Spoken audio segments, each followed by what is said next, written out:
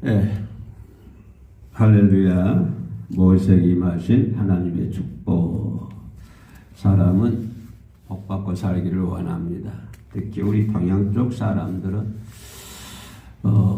그런 것들이 상당히 심한 것 같아요.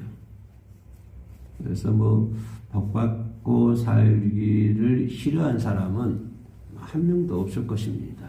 모든 민족, 모든 사람들이, 시대를 초월해서 모든 사람들이 하나님의 복을 받고 살기를 원하고 있죠. 우리 크리스찬들은 더더욱 그죠. 하나님의 복을 많이 받아서 누리며 삽시다. 이 땅에 사는 동안에도 천국이 돼야 되지 않겠습니까? 이 땅에 사는 동안에 천국의 환경을 만들 수 있는 비결은 하나님의 복입니다. 하나님의 복을 받아야 이 땅에서 천국이 되고, 여러분의 가정도 천국이 되고, 내 속도 천국이 되고, 우리 마음이 천국이 돼야 돼요. 천국이. 우리 마음이 더러우면 입으로 더러운 것밖에 안 나와요. 더러운 것밖에 안 나와. 우리 마음이 천국이 되면 귀한 것만 우리 입으로 나와요. 그래서 천국된 삶을 살아야 되는데, 그러기 위해서는 하나님의 복을 많이 받아 누려야 될 줄로 믿습니다. 또 그리하지 아니하실지라도 하나님 주시는 환경대로, 그죠? 그 환경에 잘 적응하면서 우리가 살아야 되지 않습니까? 모세에게 임하신 하나님의 축복, 특별히 모세에게 주신 하나님의 복은 어떤 복일까요? 우리가 가만히 그 내면을 이렇게 한번 살펴보면, 모세는 하나님께로부터 어떤 복을 받았지? 그죠? 그리고 모세가 받았던 복과 오늘 이 시대에 살고 있는 우리들이 생각하는 복은 뭐가 다른 것이 있지 않을까? 다르다 그러면 그것이 무엇일까? 이 부분을 살짝 살펴보도록 하겠습니다. 뭐니 해도 모세가 받은 축복은 하나님의 보호의 축복을 받았다고 하는 것입니다. 가장 중요한 것이죠. 모세가 어떤 환경, 어떤 처지, 어떤 역경 가운데서 있더라도 항상 하나님의 보호 가운데 살았다라고 하는 것입니다. 모세 출생 때부터 가나안 땅을 바라보고서 소전하는 하나님 부르신 그 순간까지 모세는 하나님의 복을 받으며 살았다. 하나님의 보호를 받으며 살았다라고 우리가 이 큰 틀에서 생각해 볼 수 있을 것 같습니다. 그렇다 그러면 우리가 누리는 복은, 우리가 추구하는 복은 하나님께로부터 보호받는 복. 이것이 가장 큰 축복인 줄로 믿습니다. 하나님께로부터 보호받는 복은 어떤 마귀의 공격, 사탄의 공격, 그 어떠한 세상적인 공격이라 하더라도 하나님의 보호를 받았다고 하는 것입니다. 하나님께서 전부 모세에게 날아왔던 모든 화살들을 다 꺾어버리는 거예요. 다 이렇게 차단해버리는 거예요. 어떤 시대, 어떤 환경, 실제 모세가 태어날 때부터, 그죠? 태어날 때부터 애굽에서 그 10가지 재앙, 또 홍해, 광야, 신광야, 이런 걸 보면 모두가 모세는 하나님께로부터 보호받는, 철저하게 하나님께 보호를 받았다라고 하는 것입니다. 모세의 인생이 전부 하나님께서 간섭하시고 하나님의 보호 속에서 살았다라고 하는 것을 볼 수가 있습니다. 그런 것처럼 우리도 이 땅에 살면서 그러지 않습니까? 참 나는 하나님의 보호 가운데 사는 사람이야 라고 한다면, 그런 사람은 어떤 근심 걱정도 있을 수가 없는 것이고, 또 그런 사람은 매사에 범사에 하나님께 감사할 수밖에 없다고 하는 것입니다. 왜? 내가 어떤 걸작이 있다 할지라도 하나님께서 나를 보호해 주신다, 보호하고 계신다, 이런 것이 믿기 때문에 그 사람은 항상 귀가 쫙 걸려 있을 줄로 믿습니다. 하나님은 모세를 출생 때부터 죽을 때까지 보호하신 것처럼 여러분의 삶을 여러분들을 보호해 주실 줄로 믿습니다.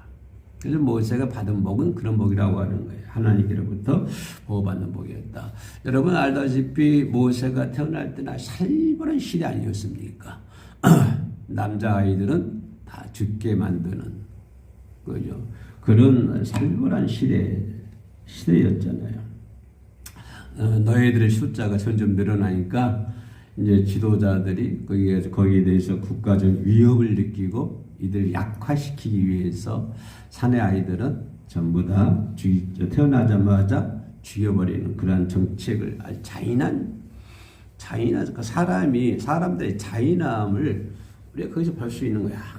사람들이 참 잔인하구나. 우리가 이태인들 죽여 학살했던 누굽니까? 히틀러를 보더라도 참 잔인하자. 인간이 참 잔인해요. 인간의 내면은 참 어떻게 생겼을까요? 참 잔인해. 전쟁을 하기도 하고 가스실에서 죽이기도 하고 생체 실험을 하기도 하고 인간에서도 도저히 상상할 수 없는 짓을 인간이 해요. 그래서 모세 태어날 때 살벌한 시대, 모세가 어린아이들이 무슨 죄가 있어요? 태어나자마자 사내 아이들은 죽여버리는 그런 아주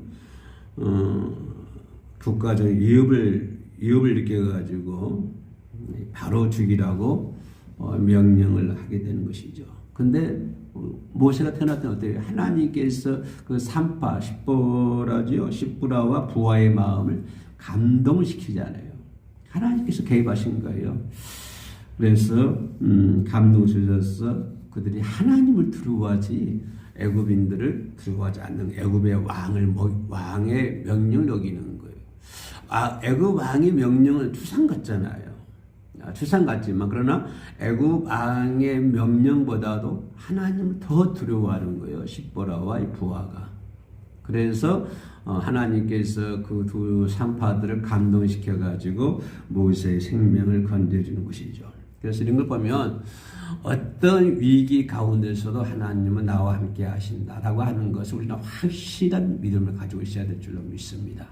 내가 어떤 위기 또 어떤 고난 가운데서도 하나님께서는 그의 백성을 건져 주시는구나 라고 하는 것을 우리가 잘 알고 있어야 될 줄로 믿습니다. 또 그런가 하면 또 위기 때마다 하나님이 찾아오세요. 그런 걸 볼 수 있습니다.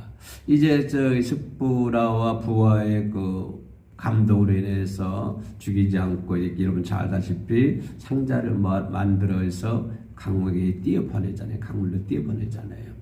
예. 그런데 띄어보내는데 갈 때 사이에 아마 이 아이가 그 상자가 멈췄나 봐요. 흘러내려가다가 그때 바로의 딸이 거기에 이제 목욕을 나옵니다. 목욕을 나와요. 그래가지고 그 갈대아 숲에 있는 상자를 발견하게 되고 시녀들을 시켜가지고 그 상자를 이제 들어오게 간주하게 만들죠. 근데 그 상자 속에서 어린 아이가 울고 있었어요. 누굽니까? 모세죠? 아이가 울고 있었어요. 근데 그가 불쌍히 여기요 히브리 사람이라 라고 얘기를 합니다. 히브리 사람. 그래서 모세의 누이가 유모를 소개해 주는데 누굽니까? 모세의 모세의 어머니를 유모로 소개해 주는 기가 막힌 역사적인 사건이 일어납니다.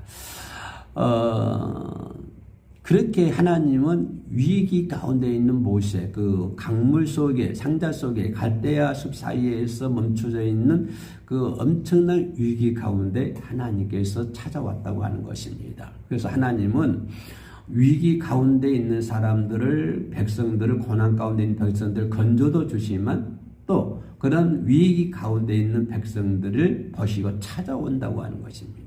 이 부분도 우리가 상당히 중요하게 바라볼 수 있는 대목이죠.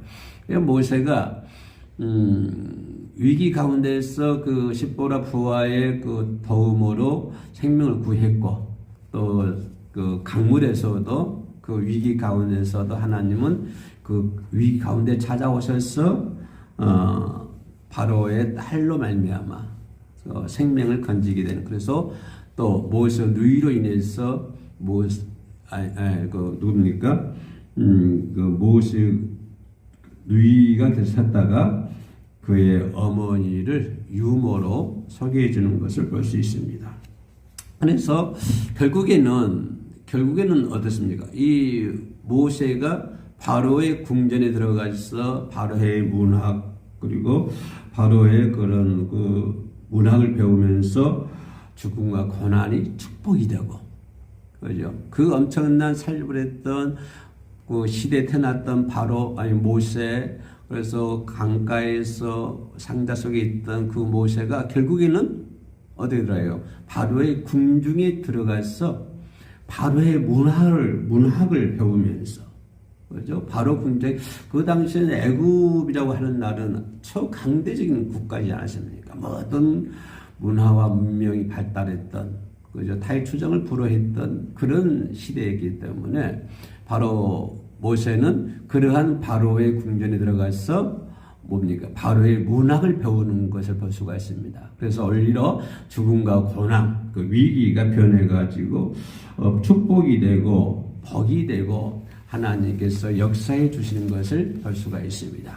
그래서 하나님은 이런 모세의 삶을 보면 항상 위기 때마다 건져주시고 위기 때마다 찾아오시고, 그리고 그 고난과 역경이 오히려 복이 되고 화가 복이 되고 이렇게 바꿔지는 것을 볼 수가 있습니다. 이것이 모세가 받는 복이라고 하는 것입니다. 저와 여러분들도 그러한 하나님께서 모세에게 주었던 그런 축복이, 그런 복이 우리들에게도 임하여 줄 줄로 믿습니다. 근데 뜻하지 않게 여러분 살다시피 바로의 궁전에서 살인하게 되고, 이제 모세가 거기서 이제 도망쳐 나오죠. 도망쳐 나오다가 미디안 광야에서 누굽니까? 미디안 광야에서 그 목자의 그 딸들 우물가에서 만나요. 그러는데 그 옆에 그 족속들이 쳐들어와서 괴롭히고 할 때 모세가, 그래도 모세는 그 바로의 궁전에서 그 왕자로서 무술도 배웠을 것이고 문학도 배웠을 것이고 이 남다른 어떤 지혜와 지식이 많았던 사람 아닙니까? 그래서 그들을 쳐부시고 물을 길러서 양무리에 이렇게 잘 먹여주는 것을 볼 수 있습니다. 그래서 이제 떠나지 않게 그 딸들이 일찍 집으로 돌아가요. 근데 그 아버지가 너 이거 왜 그렇게 먼저 일찍 왔냐 물었더니 자초지종을 얘기를 하죠. 그래서 그러면은 빨리 그 사람을 데리고 와라. 그렇게 해가지고 그 사람에게 딸을, 그 십보라지요. 십보라를 딸에게 주어가지고 십보라를 모세에게 주어가지고 아내를 맡게 해가지고 거기서 자녀가 태어나죠. 누굽니까? 여러분 잘 알다시피 게르솜이라고 하는 자녀가 거기서 태어나는 것을 볼 수가, 아들까지 나와 있어요. 만약에 여기 미디안 광야에서 이들을 만나지 않았다고 한다면 이 모세가 어떻게 되었을까요? 어떤 역경과 고난이 연속되었을까요? 우리 이 부분을 생각해 봐야 된다고 하는 것입니다. 미디안 광야에서 모세가 미디안 여자들을 만나지 않았다고 한다면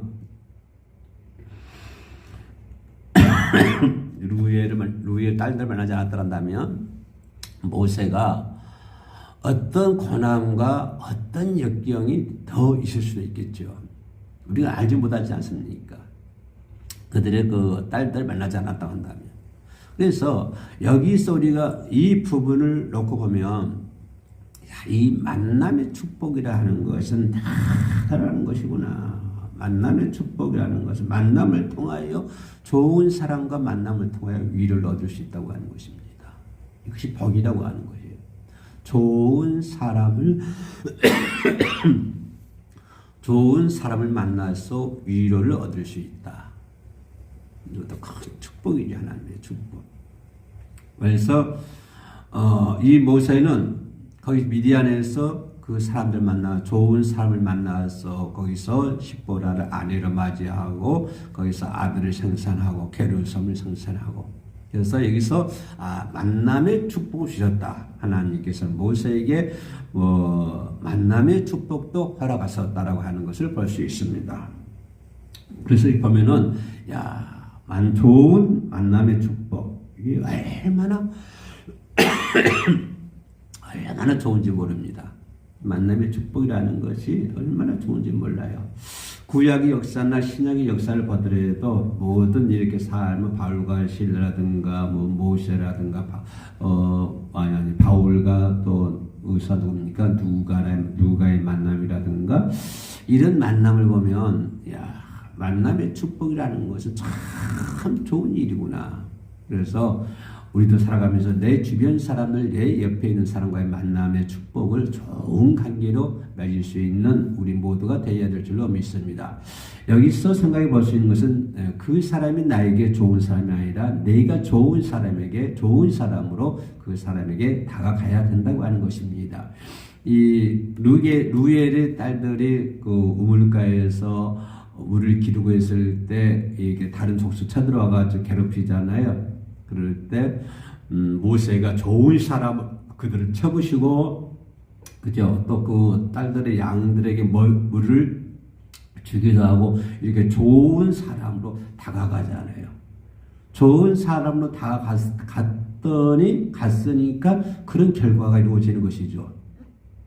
좋은 만남의 축복이 이루어지는 것이죠. 그래서 우리는 생각하기를 나는 그냥 그 자리에 처했는데 저 사람이 좋은 사람으로 내게 다가오기를 바래. 그런 것이 아니라 내가 먼저 좋은 사람으로 다가갈 수 있는 그래서 좋은 만남이 이루어질 수 있는 그런 만남의 축복을 누릴 수 있는 우리 모두가 되어야 될 줄로 믿습니다. 참으로 좋은 만남이라 하는 것은 먼저 남에게 베푸는 것입니다. 그래야 좋은 만남이 되는 것이죠. 사랑을 베풀고 평화를 베풀고 축복을 베풀 때 그때 모든 사람의 친구가 될 수 있는 거예요. 마지막으로 생각해 볼 수 있는 것은 모세가 받은 축복을 마지막으로 생각해 볼 수 있는 것은 사명을 안수하는 축복을 받았다. 이 부분이 상당히 중요한 부분이죠. 우리가 하나님께로부터 사명을 받는 것도 이것도 귀한 축복인 줄로 믿습니다. 이 세상 어떤 축복보다도 더 귀한 축복이 하나님께로부터 사명을 받은 거예요. 그죠? 우리가 대통령으로부터 옛날 보면 암행의사들 있잖아요. 지방 고을 다니면서 그 비리한, 부패한 고관들을 이렇게 혼내주는 암행의사. 그래서 암행의사 출두야! 이렇게 마피를 꺼내고 이렇게 하잖아요. 그 왕의 직속이잖아요. 왕의 직속. 왕의 직속을, 왕에게 명을 받고 사명을 받고 나가서 일하는 것도 참 영광이지 않습니까? 그죠? 그 암행의사들 거 보면은 주로 시험을 봐가지고 이제 합격이 되면 머리 이렇게 꽃갈 같은 머리 이렇게 쓰고 고향에 돌아오게 하잖아요. 그러면서 그런 이제 왕의 명령을 받고 왕의 번외 받는 거, 왕의 사명을 받는 것도 인생의 가장 귀한 일이잖아요. 영광이잖아요. 그것은 가문의 영광이에요. 사람들로부터 받은 사명도 이렇게 귀중하고 소중한데 우리는 하나님께로부터 받은 사명이 있다고 하는 거예요. 그래서 하나님께로부터 사명 받은 사람은 가장 귀한 축복 있는 하나님 복 있는 사람들을 믿습니다. 그래서 하나님께로부터 사명 받았다. 아주 최고예요. 최고 복 있는 사람이죠. 근데 더 귀한 것은 그 사명을 안수했다고 하는 거예요. 이것이 더 축복이죠. 사명을 받았는데 사명을 안수하지 않는다. 이거는 잘못된 거잖아요. 그래서 모세는 그 사명을 받고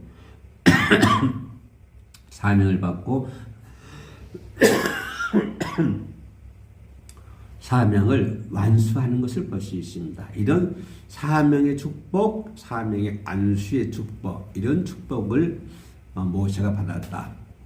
우리가 여기서 누구에게 사명을 줄 때 어떤 사명이 맡깁니까? 아무한테 맡기지 않잖아요. 그죠? 사명을 줄 때 뭐 아무한테도 사명 맡길 그렇지는 않잖아요. 그 사명 줄 때 잘 살피잖아요. 신임할 수 있는 사람, 정직한 사람, 거짓이 없는 사람, 책임감 있는 사람, 이런 사람들 골라가지고 사명을 주는 것이지. 소중한 모든 그 일을 소중히 여길 줄 아는 사람에게 사명을 주는 것이지, 소중하게 여길지 모르는 사람에게 사명 주지 않습니다. 이런 어떤 일반적인 모임에도 그래요. 어떤 직분을 행사할 때, 그 사람이 맡은 바 일을 소중하게 여기는 사람에게 그 일을 맡기는 것이지, 뭐 별로 소중하게 여기지 않는 사람, 시간 있으면 하고 없으면 하고 뭐 거짓되고 뭐 신임할 수 없고 신뢰가 없는 사람들, 이런 사람들에게는 어떤 직책을 주지를 않는 것이죠. 우리가 하나님이 쓸만한 사람, 하나님께서 보실 때 쓸만한 사람, 하나님께서 보실 때 맡길 만한 사람, 하나님께서 보시기에 기대할 만한 사람, 그죠? 그런 대상이 되어야 될 줄로 믿습니다. 우리는 하나님께서 보시기에 꼭 쓸만한 사람이에요. 하나님께서 보시기에 기대해도 좋은 사람들이에요. 할렐루야. 그런 사람이 되시기를 주의 이름으로 축복합니다. 기도하겠습니다. 은혜로우신 아버지 하나님 감사합니다. 해오름 선교회 목요 찬양 예배로 아버지 앞에 드릴 수 있도록 도와주심을 하나님 감사합니다. 해오름 선교회가 하나님께서 보시기에 참 아름다운 선교회가 될 수 있도록 도와주시옵소서. 주님을 의지하며 예수님의 이름으로 기도합니다. 아멘.